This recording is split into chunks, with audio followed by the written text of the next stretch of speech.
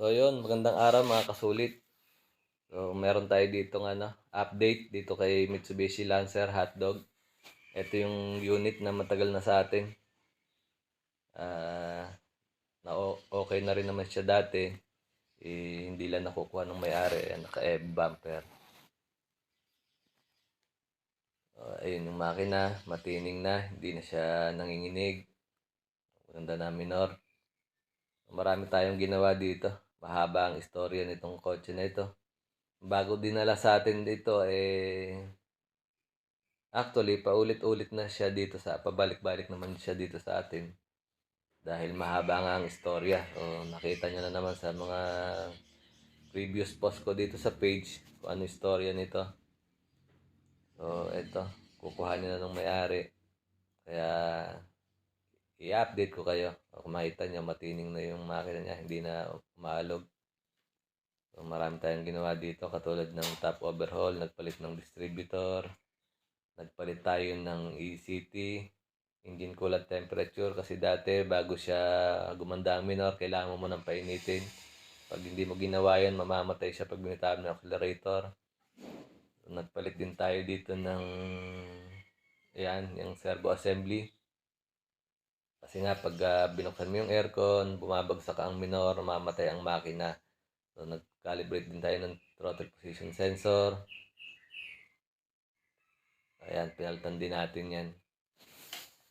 Nandito yung mga pinagpalitan niya. Ayan. Ito yung lumang throttle body niya. Servo motor. Ito yung throttle position sensor. Marami na napabili yung dating gumawa. So, ito mga dinala na lang to rito. Ito yung isa sa distributor. Bali dalawa to. Yung isa na napa-scrap na yata kasi nung dinala naman dito lasog-lasog na. Dinaisek na. So, meron din siya ditong extra ECU. So, yan. Working ito. Working din naman yung nakakabit. So, dito na lang siya sa sold. Papadala natin yan sa may-ari. Kung makita nyo yung RPM, hindi ako nagkakamali. Ayan, madilim. Sa may ilaw nito. Ayun. Ayun, stable naman yung RPM niya. Pag binuksan natin yung aircon, tumataas.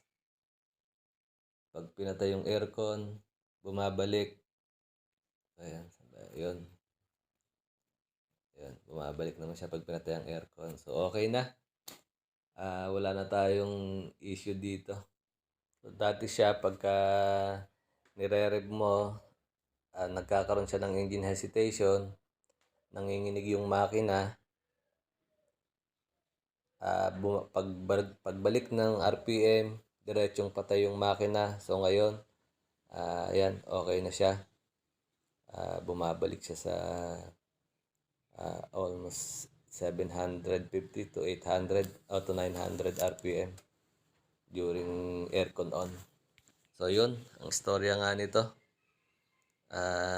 Nung dinala siya dito, pupugak-pugak dahil nga may compression leak doon sa cylinder head. Kasi kung matatandaan nyo, ito nga yung dinala dito na kulang yung dalawang tornilyo ng head bolt. So ito yung isa na sample. Ito ipinamachine shop daw nung dating gumawa. Dahil nga nag-complain tayo na kulang ng dalawang head bolt. So ang excuse niya, wala siyang makuhanan nito. So nagpa-machine shop siya nitong head bolts pinadala dito. Pero nung pinadala dito sa atin, nakabili na tayo. May nakuhanan tayo nito. Kompleto na. So yun nga istorya. Ipinaandar niya ng kulang ng dalawang head bolts. Nirelease sa kanyang shop. Nagamit yung unit. Uminit yung makina. So ang tendency, mabingkong yung cylinder head. Magkakaroon ng compression leak. Mamamalya na yung makina.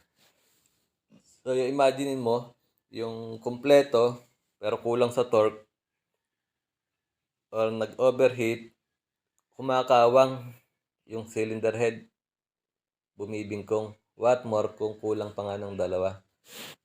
So, yun, ang istorya.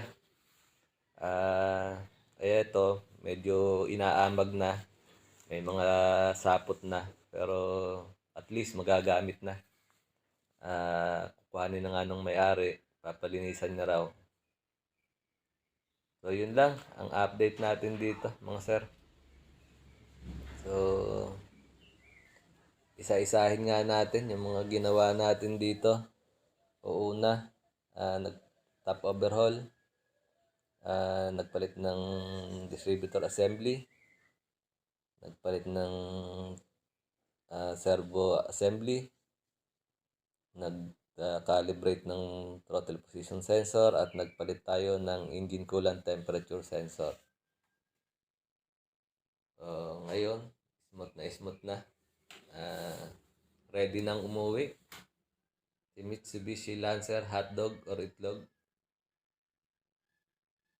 So yun lang, maraming salamat mga sir. Magkita-kita tayo sa susunod.